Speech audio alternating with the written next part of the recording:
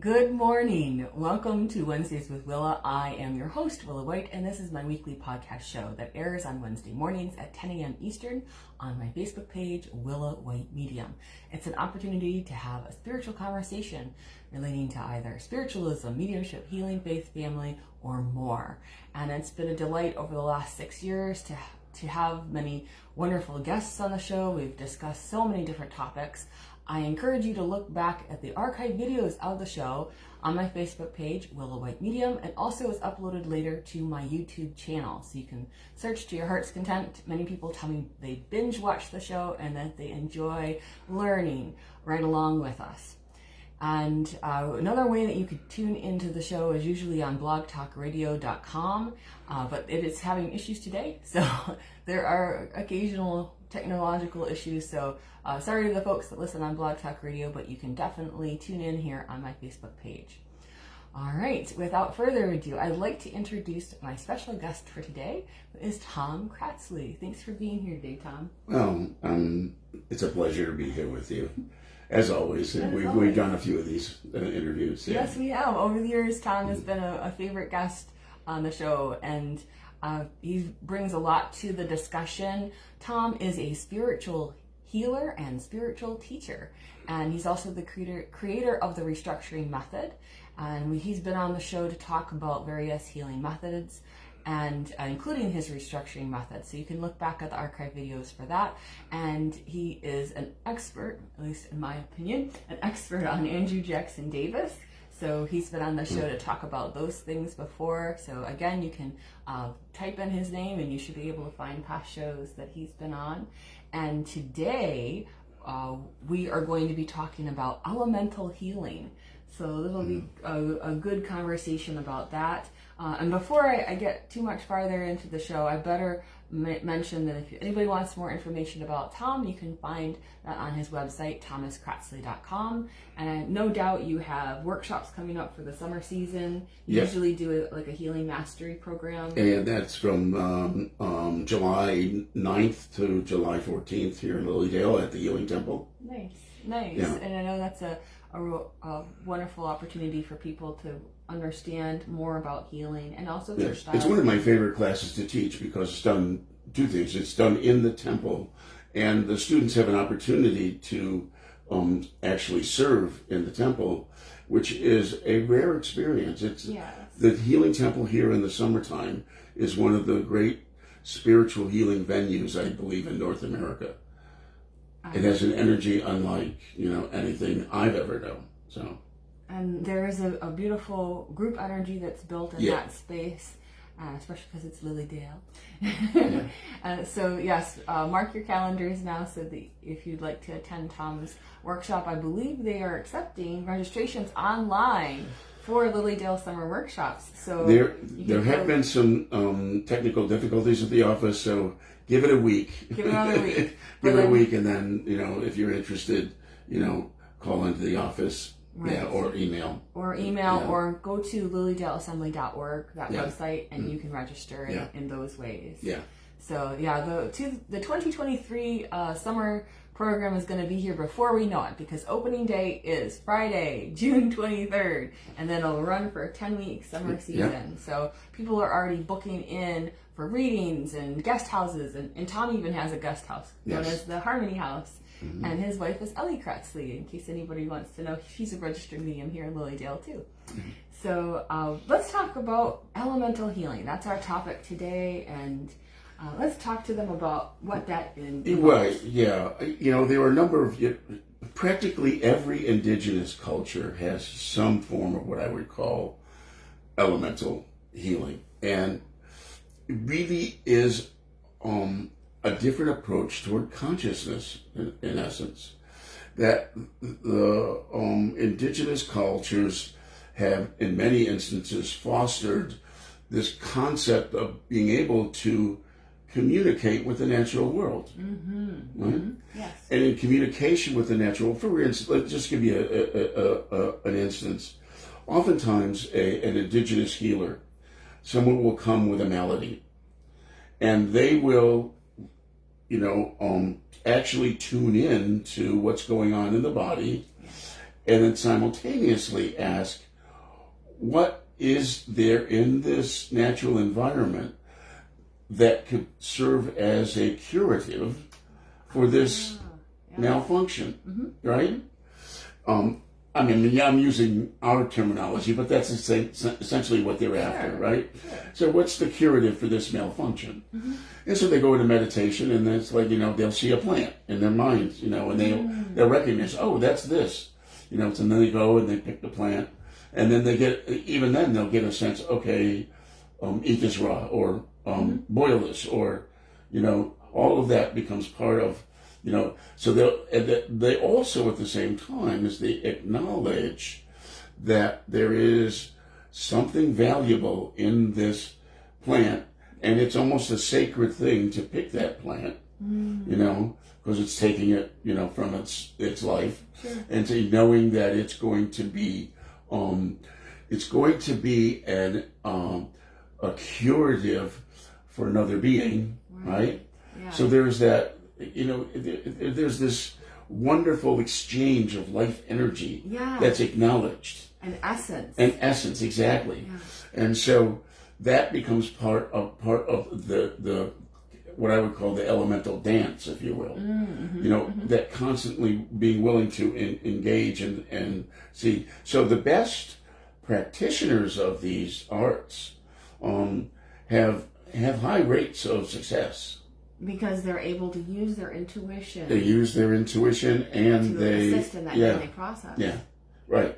And they have, there's a second thing. They have great respect for all of nature. Yeah, respect. Yeah. They see the sacred. Yes. All around themselves. So let's say the microcosm, the individual, is having a healing crisis. Right. And so then they look out into the macrocosm to find the right essence that would connect them with greater healing. So let's take weeds, for example. Let's say all of a sudden you see gout weed growing in your garden. You're going, oh, there's gout. I don't want this gout weed. Because I'm trying to plant carrots or whatever it's supposed to be. Okay, yeah, right. And then you find out that somebody has gout, and you're like, oh, that's why the gout weed was popping up in the garden. So sometimes it's about what's popping up around you, what's popping up in your consciousness. That's right. And I think there are people that work extensively with that kind of energy of seeing where the divine system is taking them. Well, to me, and then here's the parallel between that and other kinds of forms of spiritual healing. To me, I see that as an understanding of grace, right? Yes. But grace as it's exhibited in the natural world.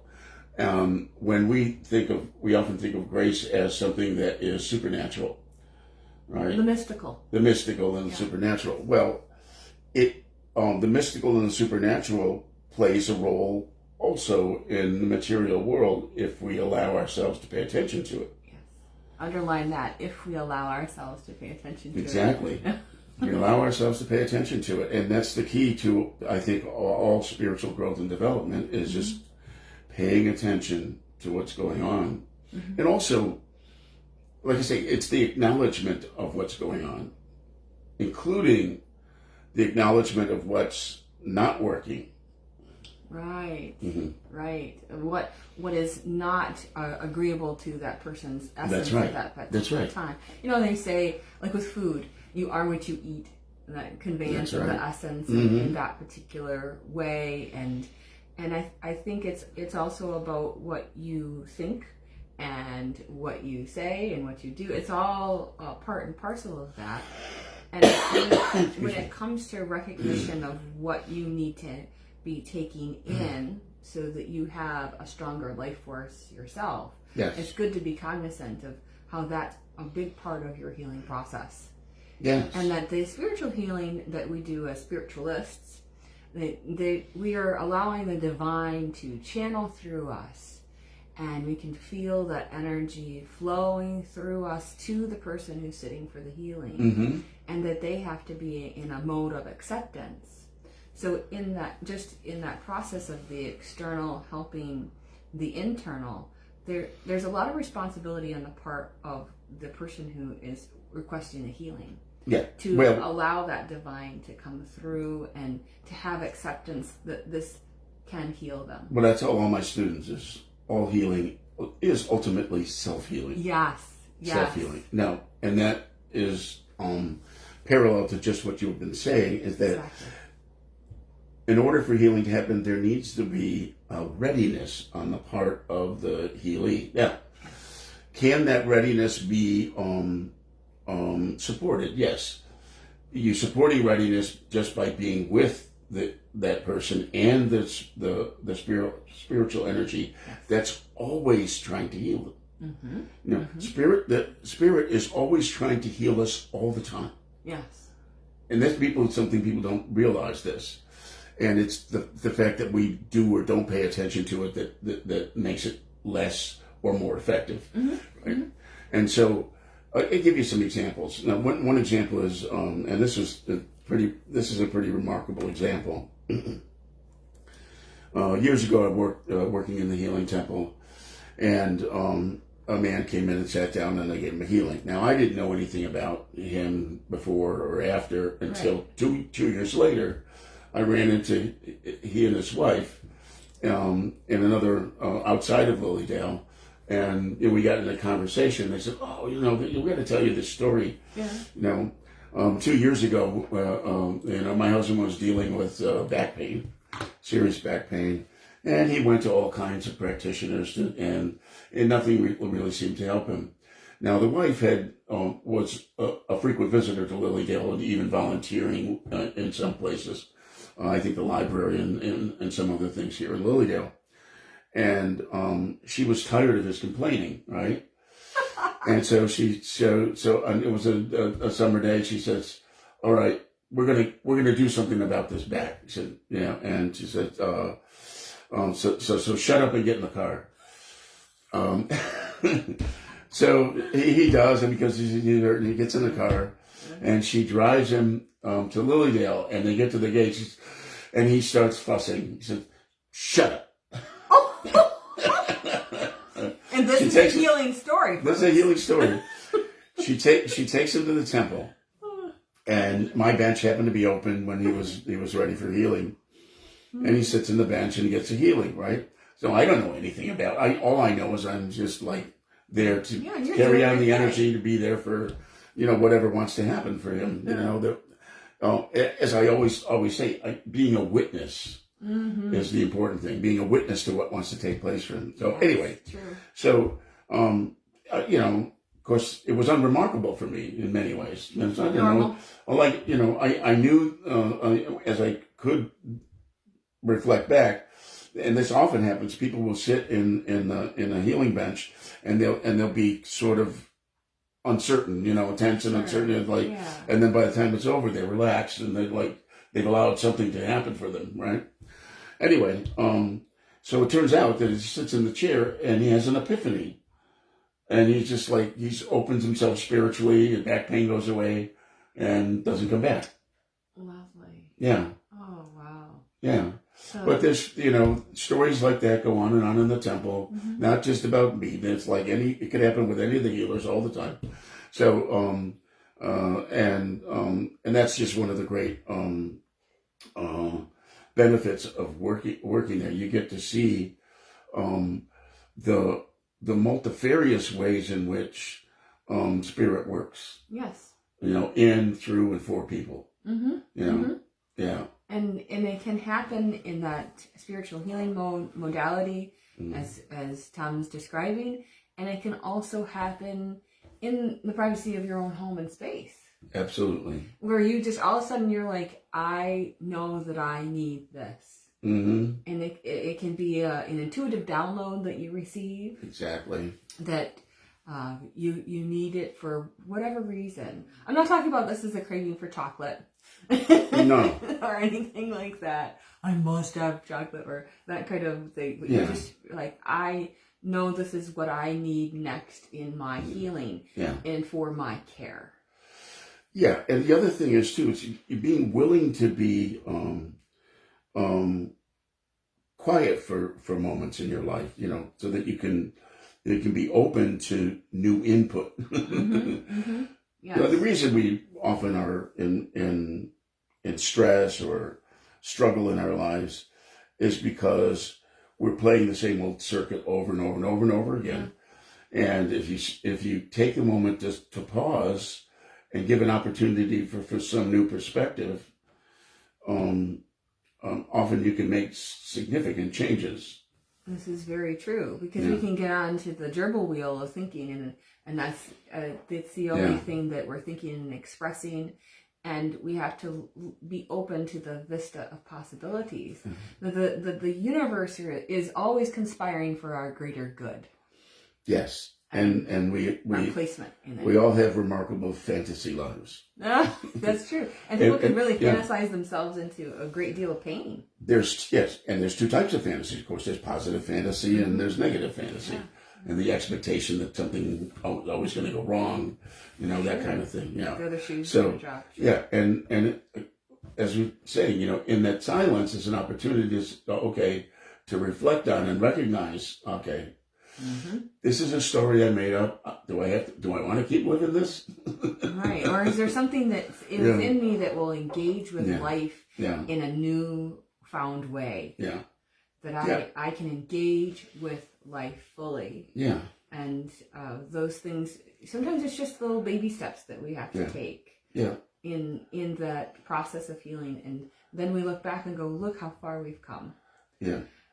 And in real simple terms, course corrections. Course corrections. Absolutely. Yeah. So in terms of elemental healing, when you're talking about elemental healing, you're actually talking about the elements too. Yes. To some extent. To some extent. But not, when I say that, because the elemental world is as complex as the physical body, right? And so, if you were to, you know, the elements on the periodic table, very few of them exist in their pure form, right? So they're engaging and interrelating with other elements. Yes, they are. And it's been happening for billions of years, right? So there's this, so you're also, it's also this opportunity to connect consciously with those engagements. It's like, you know, what brings a series of elements together to create a certain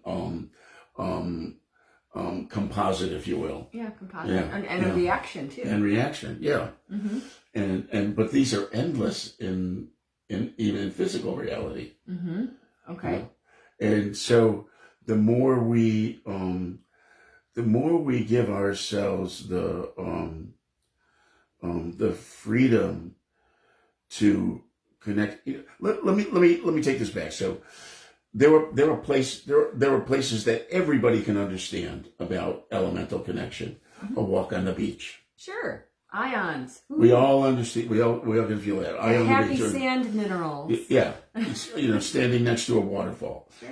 Any of these kinds of experiences connect us, I think, to a primal understanding of elemental consciousness. Yes. Yeah. I love to go and stand in water up to my neck and link to the whole essence of water and its meaning in my life, its meaning in the world. You know? Right.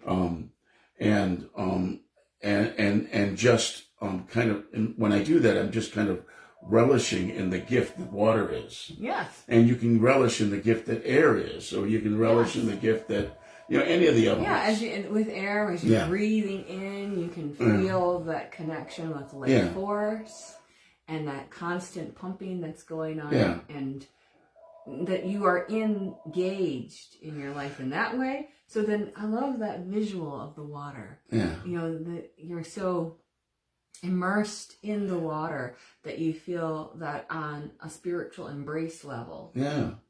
Yeah. And that you can't necessarily get with earth unless you're buried in the sand at the well, but you can hold it. You can, you know, hold it. You know, and I look back on experiences I had as a young child at the beach, where you pick up a handful of sand grains and you realize, I can't count these. In my hand, I only have one hand of grains of sand, and it feels infinite. Yeah, it's the infinite scoop. Yeah. Yeah. It's just like water droplets and also the sand. And so then you start to feel the vastness of life, and that there's something greater than you that has created this majesty that is just in this handful. Yeah. Yeah.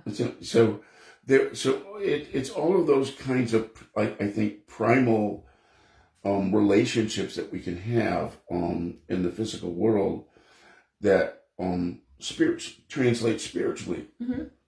We understand that we're connected to the infinite through our physical senses. And one of the things that I have serious concerns about is what's happening in the world now is that we're getting further and further away from those connections with nature, from those primal connections with nature. Yeah. And I see young people, attached to their phones and not having as many experiences in the world. Right. I think it's an alarm bell to some degree. It is because they're in the entrancement. Mm-hmm. And, yes. There is a limited, virtual reality space that is created instead of the reality. That's right. And and there is this. I mean, I do believe we're at a possible shift in the entire direction of human experience. That if we choose to go one way, we'll be nothing more than robots. We talked about this, that threshold in one of our last shows, spirituality and technology. And so I refer people back to that show when Tom came on that particular episode. He even did a meditation that assisted in the vibrational frequency of connecting with the world again. Yeah. So look back. It's a great meditation that he did here on the show. Yeah. To that end. Yeah, yeah. And one of the things I'm contemplating is putting a meditation on YouTube for self and world healing, and then an explanation would be a separate, a separate entry, a detailed explanation of what it is and why and how to best utilize it. So you can really understand the nuances. Yes. And energetically see where the little shifts get you to the big shift. Yeah. But so to me, this is a crucial turning point for the species. And we really need to be very aware of grounding ourselves and being with the earth. And, some of you all, if you want to put into the comments things that you have felt yourself that have been in this understanding of elemental healing. A lot of people would talk about this in terms the primal feeling that you have at the beach or when you're out for a walk would be known as earthing.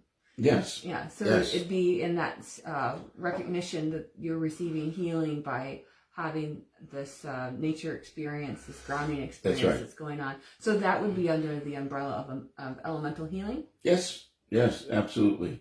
Now, I don't, I think there's a mix there too, because sometimes they find technical ways to bring about more of that balance. Like say you can plug in a mat into your household current, into the grounding current, and that mat will give you some of those same ions and so on and so forth. Okay. But I think that stuff is very useful. But it's not the same as like expanding your consciousness by being, willing to consciously engage with nature. Yeah. Yeah. And it's the difference between live music and canned music. Yeah. To some extent, right? Yeah. But, I'm not putting any of that stuff down because I think it's absolutely necessary right now. because we're so, I think, electronically overstimulated that we've lost that primal sense of who we are as biological beings.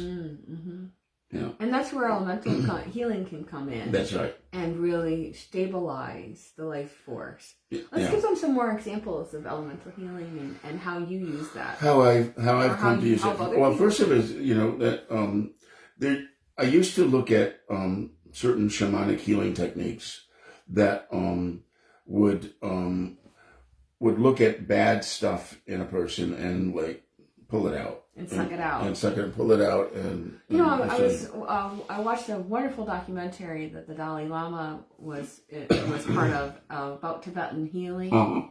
And they would draw things out. Sometimes they use their mouth and they'd spit it out. Yeah. Because the idea of having to draw out the bad. Yes. So that the good can fill into that space instead. Right.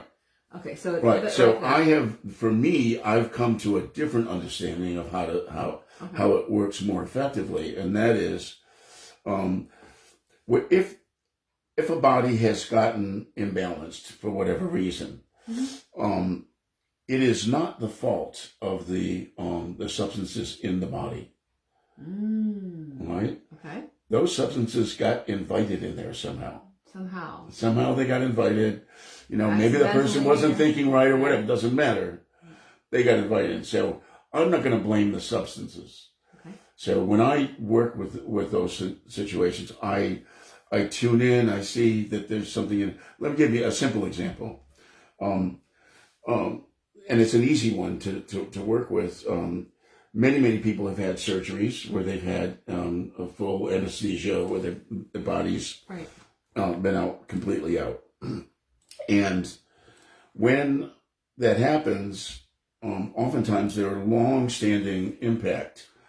That those the impact of that full anesthesia can last in a person's aura for up to 40 years. 40 years? Yeah. Whew. The but residues they're unaware, but you're unaware of it. Yeah, you're unaware. You're just going about your business. Yeah. Energy residue strong. And I worked with this woman who had she was in her 30s when I was working with her. She told me that she had like 11 childhood surgeries. And this happens in the number of things she had corrected. Sure. And all from anesthesia. And so I worked with her to draw out the long-term effects of the anesthetic. And what I do is I always, first of all, I acknowledge whatever that elemental influence is, and I thank it for the positive impact it had. Yes. And then I say, but it's no longer useful. So I want to invite you to be returned to Mother Earth for requalification and to be used more effectively and helpful in some other form. Yes. Right? And I never get a negative reaction from when I tune into that. And I think, well, okay. Yes. And this stuff starts to drain off a person, right? Right. Well, when I was finished with this, she's a young woman compared to me now, that she was in her 30s, and I'm now in my 70s. So anyway, when I was finished, she said, I never knew what it was like to be in my body. Without that. Because it had been since childhood. Yeah. Oh, wow. This is amazing. She said, I didn't know what it was like. She must have felt supercharged. Yeah. After all of that. Yeah. So, I mean, to some degree, there's the connection with a perceived toxin, that something has become overloaded or a perceived toxin that's in the body. Right. Is the example that you're using in this regard. And that you are connecting with that perceived toxin that's causing the problem. You're thinking it, and it's. I think that's very diplomatic, right? There's a diplomacy of you are valued regardless of the other, right? And now there's a bit of the firm persuasion, that's involved with that.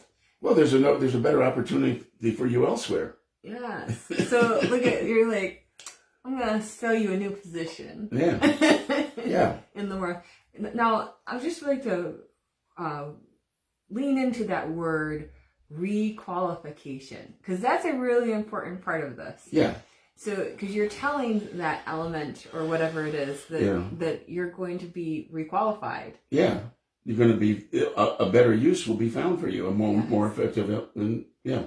So, long ago, my mom explained in terms of energy being qualified or unqualified energy. So qualified energy would be love, peace, joy, those kind of things. And unqualified would be anger, fear, worry, resentment, those kinds of things. And that when we want to be really moving ourselves in a healthy flow and be more in that divine awareness, we want to be in the qualified energetic space. Sure. And so it's kind of interesting to have this requalification. Would you also say that to some extent it's a bit like recapitulation that goes on in that you're reclaiming the energy that had gone down the rat hole and going back into the past? For her, it was the childhood surgeries. Right. Going back into the past, wherever the energy was of the element that was incorrect for her. Yeah. And then tuning into that which is her true essence.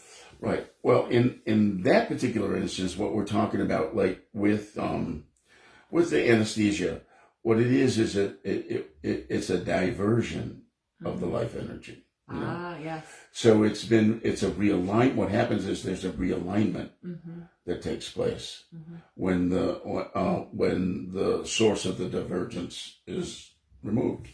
Right. So this in some ways can go to a DNA level. Sure. But is more on that energetic level. Yeah. There's a scientist out there, Bruce Lipton, in his work in epigenetics. Yes. They're demonstrating more and more that there's a whole lot more to people than the genetic structure. Very much so. And even when you just study the aura, there's a body template. Yeah. That as healers, we kind of go into that place of what is the divine body template for this person, that because there's always an energetic reference of what is pure healing for whole healed complete form. And then there's the diseased or the discomfort energy that's going on there. And then to return to that remembrance of the whole healed complete, that the body template is always there, holding that space for us, that we can attend to that particular energy as a reference point for what is correct. Yes. So to some extent, would you say elemental healing assists in getting back to that which is the true body template? Oh, sure. Yeah. Yeah. It's just the way of, it's a rebalancing that takes place. Yeah. Yeah. Rebalancing. Yeah. At least, the way in which I have learned to utilize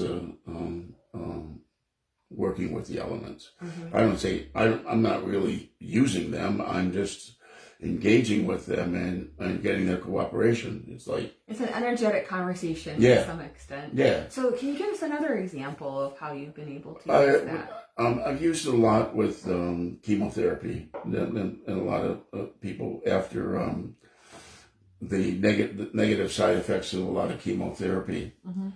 And what I do in those particular instances is I tune in as to how long the substance needed to be there to do what it was intended to do. Right.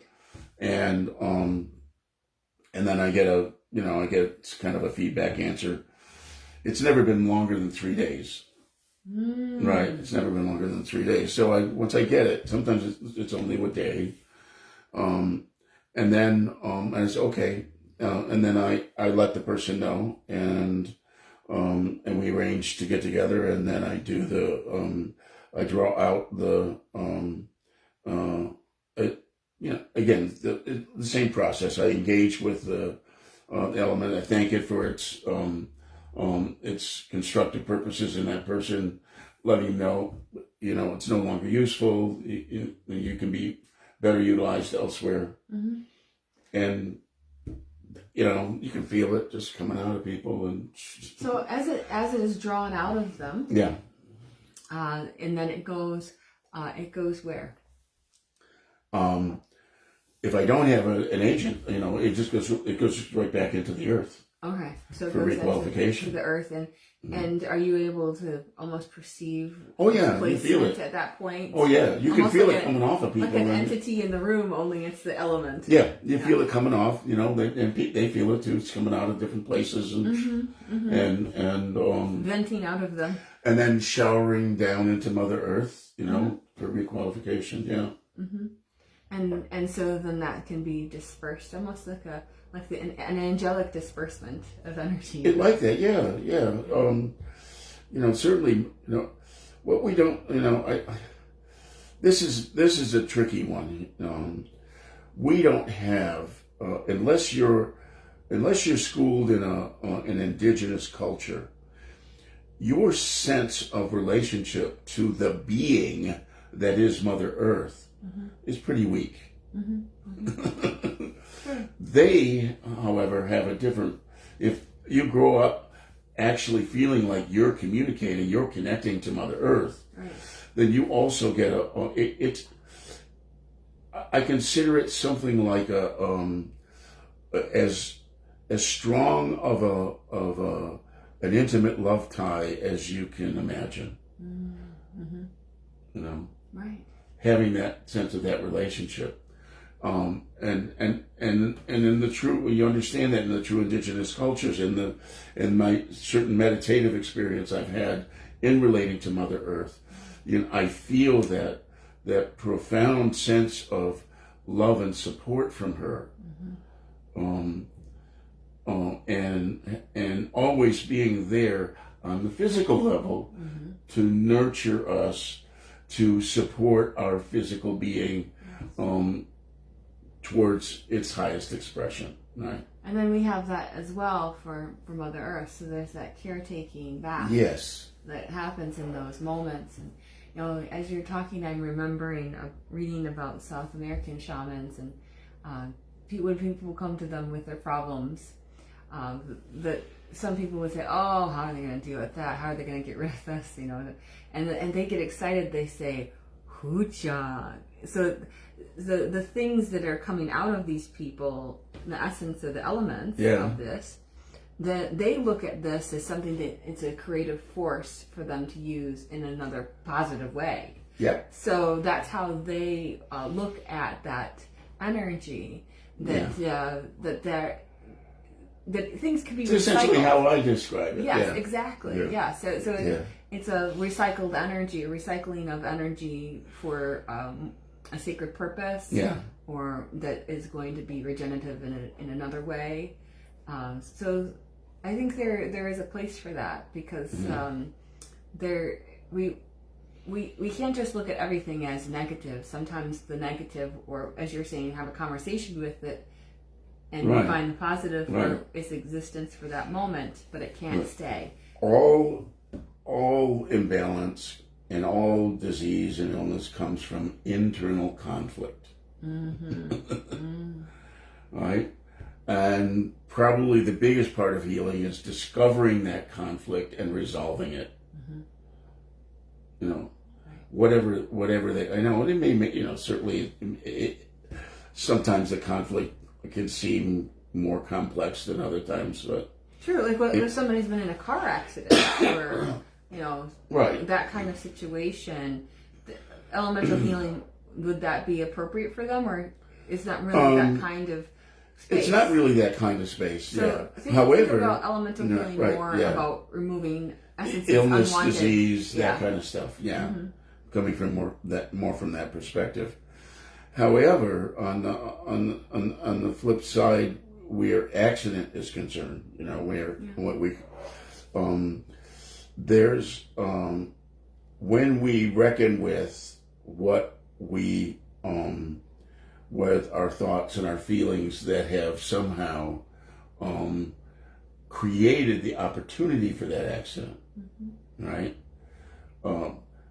that will accelerate healing enormously.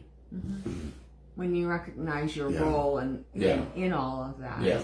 And also forgive other people for their roles. Yes. Oh, yeah. That have gone on. Yeah, forgiveness is huge. Forgiveness of self and others. You know, a lot of times, you know, our misery comes from our beating ourselves up. Right. And, you know, maybe you're, in some ways, your angry feelings about another person may be feeling justified, but releasing of that is really important too. So sure. And so to that end, it's a little bit like the elemental healing as well. Yeah. That anger has its own essence. Yes. And you say, yes, I understood. I needed to kind of feel that for a moment, but now I'm done with that. I release that for my greater. Well, and it's very clear. We all understand that there's a difference in how you experience in your physical body anger from love. Yes. The body reacts very differently to those emotions. So I've got a few questions people have been in here. So can anyone release those anesthetics from surgery with that process you mentioned? Her daughter had a major surgery not long ago, and she would like to release that. So can anyone do that process? Sure. The key though is, be grateful. You know, if you try to tune into it, and be with gratitude for the positive impact it's had, and acknowledging that, and then saying, now, you know, that it's no longer needed here. Right. There's a better place for you. Mother Earth will direct you, and then just encourage that. Right. Yeah. And then do you tell it to return to the Earth? And yes. It says for requalification. Requalification. Yeah. And for and it will get requalified for more constructive use. Yeah. Yeah. Yeah, I find it's remarkable when you watch that process at work. It's like magic. Yeah. Because what's happening on scientific and sacred level is you're connecting deeply with those elements, and what also comes to mind is C.W. Leadbeater and Alice Bailey, all those things. He used to sit in meditation, and he would meditate on elements from the periodic table. Okay.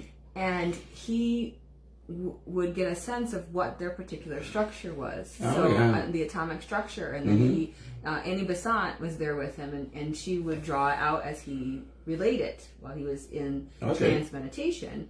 And scientists were able to verify that he was able to get to that subatomic level, and what he conveyed was correct in terms of the elements and their structures. That's a beautiful example of what we're talking about with consciousness, that conscious connection. Yes. He did it out of consciousness. He didn't do it out of picking it apart, with a microscope. Yeah. But people did that later. Well, later it was done, but that's okay. Proof to it. I mean, but people probably thought he was nuts. What are you talking about? Well, they still think we're nuts. Of course. Yeah, but they still think we're nuts. Be patient with people. But it just brings this to mind that there is an understanding that we can get to in meditation and also in our waking awareness, that we can go deeper into the essence of an element or the essence of anything, should we wish. Absolutely. And should we be of that right intention? Yes. Yeah. Right, of course, the intention is number one. Yeah. It's not never to be manipulative, right? It's only to be supportive to and I don't do any kind of healing work on anybody that doesn't want it. First of all, then that's got to be number one. And I always explain what I'm doing and what I'm attempting to do. And I want it for as much as possible their conscious cooperation in what I offer to do. Mm-hmm. And that's really important. Again, all healing, self-healing. Now, when we first began, you were talking about elemental healing, and yes, you talked about the anesthesia and the chemotherapy and those things, but you talked about feeling intuitively guided that a particular plant would be helpful, or that sort of thing. Can you give an example of how you've received information that way, possibly? Yeah, there's a replacement of the element. Yeah, because the anesthesia and the chemotherapy, you're trying to remove an element. But what if you're wanting to add an element? Can you do that? I actually have not worked in that in that arena, so I'm not gonna Sure. comment on that. You know, Okay. if I were to work in that arena, I haven't really. What I do is energetic. You know, if I ask for an energy that might be useful, it's often I'm told without asking. You know, okay, I could feel you can feel that there's a certain frequency of vibration that's needed. Right. Okay. Mm-hmm. Mm-hmm. And that can come to you in a lot of ways. It can come to you in a color. Mm-hmm. It can come to you in very unusual feeling senses. Like the energy can feel magnetic. Mm-hmm. It can mm-hmm. feel electric. Yeah. Hot, cold. All of those kinds of things will spontaneously happen. Yes. As to what is needed, depending upon what is needed for that mm-hmm. person. Mm-hmm. And so just paying attention to that. Right. And then as long as it's needed, you are able to clearly visualize it or feel it or sense it. And then when it's no longer needed, it just goes away. So it sounds like the other side of replacement in terms of elemental healing has to do with the energy flow, mm-hmm. a perception of a needed color of energy at that particular time and to particular location mm-hmm. on a person, but also the energetics. You can feel the flow of energy. So the flow of energy in and itself would be part of the elemental healing and of what element was needed by that individual. Sure. And the balance that's called for. Mm-hmm. And by the way, there's one thing that's like when I'm doing healing, I first of all I connect myself to the infinite healing energy that I know is universally available. And by the time I put my hands on a person, I'm no longer aware of that myself. I'm aware of how the universe is bringing that energy to them from all directions. Not through me, right, but from the entire universe into them. Yeah. Right? So that shift in perspective for me is huge. Because my consciousness isn't about how good am I doing as a channel. Yes, it's about knowing that you're plugged into this network, the World Wide Web of energy that right. That's exactly, and I'm just observing it. Yeah, I'm observing it. Spiritual healing to me is all about being a decent witness of what wants to happen.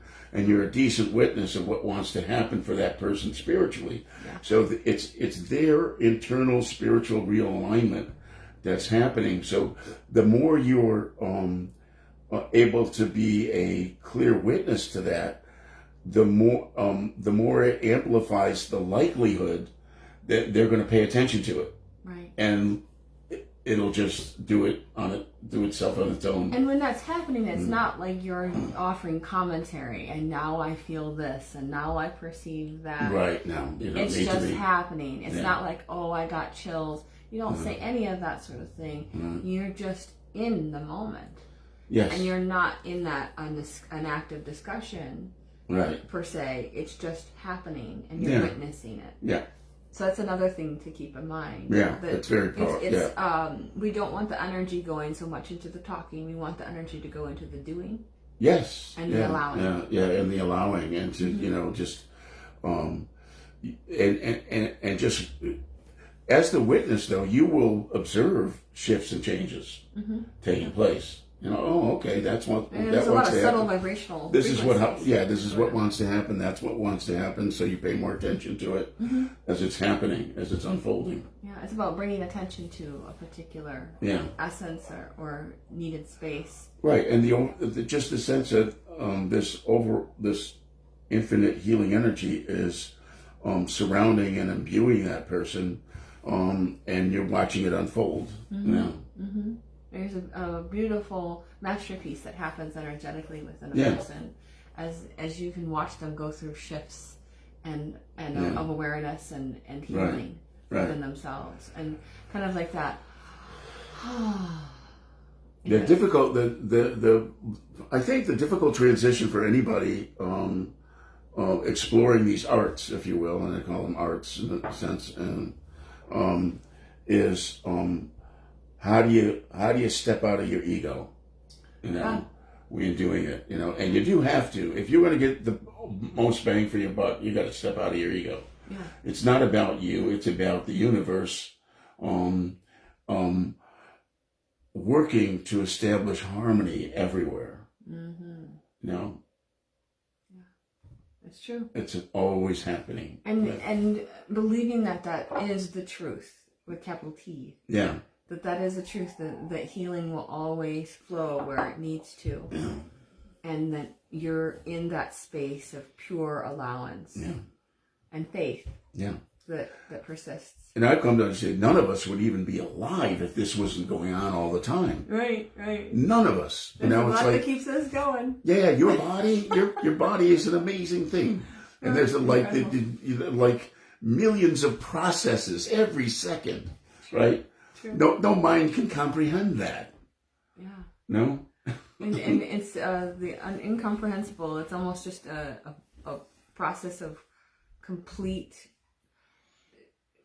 leaping into the arms of the universe that occurs through those times. Yeah. Any last thoughts about elemental healing you'd like to share with us? Well, it's just, we just have a little time left. So I would encourage everybody to try to have a magical dance with Mother Earth. And whatever that means to you just explore what is it I'm here as a physical being, and I have been supported, and just to acknowledge you have been supported. Every part of the good things that you've experienced, you've been supported in those experiences by the conscious essence of Mother Earth on this physical level, and she's continually there for each and every one of us. Yes. Even as God is there, but she's the representative. Yes. On this physical level of what God wants for us. If we think about that from that perspective, it's something I've come to appreciate more and more. And when I take time to kind of, if you go into your heart and then from your heart reach down into the earth and just be with her and be grateful for all that she's done. And that will go a long way in helping to build that relationship. Yeah. Oh yes, it's a beautiful thing, and you can do that whether you're sitting in your house or you're sitting outside, or I've done a few walks in Lilydale that are forest bathing walks. Shinrin no Ku, and you can look back at past videos of shows that I've offered about that. So if you're needing a little visual stimuli and information about what forest bathing is, I encourage you to look back at those past shows. And it could be, as Tom said, just as simple as sitting there with that intention and awareness. And also, wherever you may live, if there's a place in nature that you feel attuned to, that you feel like you're enriched when you're there, you spend more time there and really open yourself to establish a conscious relationship to that space. Niagara Falls has been incredible in my history. She's definitely one of my teachers. I've learned a great deal from being around her. And when I first attempted to connect with Niagara Falls, she said, I'm the primary embodiment of grace in the mineral kingdom on the planet. Mm. I exist to mend the split in human consciousness between spirit and matter. Ooh. Yeah. Yeah. And Powerful. and then she also gave me one great mystery that it took me years to solve. She said, and this was when I first made the connection with her, was in probably in the late 1970s, right? When I was conscious enough to be able to make those connections. And she said, in coming years, my influence will as much as, which is with people, will as much as double. And it just didn't make sense. I thought, well, does that mean that there's going to be some tectonic shift and there's going to be twice as much water going over the falls? Right. That was my particular way of it. But what I've come to understand is that anybody, just by being with her, is being influenced. Mm. Even if you're kind of consciously attempting to do that, everybody is wowed by the presence of that awesome force. It's a natural wonder of the world. Yeah, absolutely. Right. And so what's happened, and since the 80s and 90s, is the shift in the world where so many more cultures are experiencing economic growth, and they're eager to come to Niagara Falls. Interesting. So now, if you go to Niagara Falls now, you'll see huge numbers of people from India and China. Mm-hmm, mm-hmm. So that's how tourists. Yeah, yes, that's how our influence is doubling. Mm-hmm. It does. Where people if I have to choose to go somewhere, I want to go to Niagara Falls. Yeah. Yeah. That's true. So I thought, wow, that was the answer to that riddle that she gave me many years ago. I think there's something to be said for being able to look at something powerful like that. Mm-hmm. To be able to see power in nature, that in an unharnessed. Yes. An unharnessed power that is free flowing, that is something within us that we say, wow, is there an energy around us that is also that powerful? So it's just a small version of what the divine brings to the table. Yeah. But I think it does help people to go into that space of, look how powerful this is. Look how powerful the divine is. That they are able to see the structure a little bit more and the sacred. Yeah. That's beautiful. Oh, well, thank you so much for sharing today, Tom. Yeah. This is wonderful. Actually, I will be doing an elemental class one day at Fellowships. A Fellowships? Okay. And that's going to be July, I think, 15th. That weekend, yeah. Okay. July 15th. So different from the Healing Mastery week that Tom does in Lilydale. Right. But there's an elemental. Yeah, it's in a full day on the elemental approach, yeah. Yeah, so there you go. If anybody wants more information, you can look at thomascratsley.com. Yeah. Were there any other questions? Those were the main questions. Everybody else just had nice comments. So thank you everyone for sharing today, and we really appreciate you being on the show today again to share about elemental healing. And I know we'll have you back again to do more great things. Okay, so thank you. Tune in next week on Wednesdays with Willa. I am going to be at the Lilydale Museum, and we're going to be discussing some of the folks that were important to Lilydale in years gone by. So tune in next week, same place, Wednesdays with Willa on Willa White Medium on Facebook. 10 a.m. Eastern on Wednesday morning. All right, everyone, have a beautiful week. Bye-bye.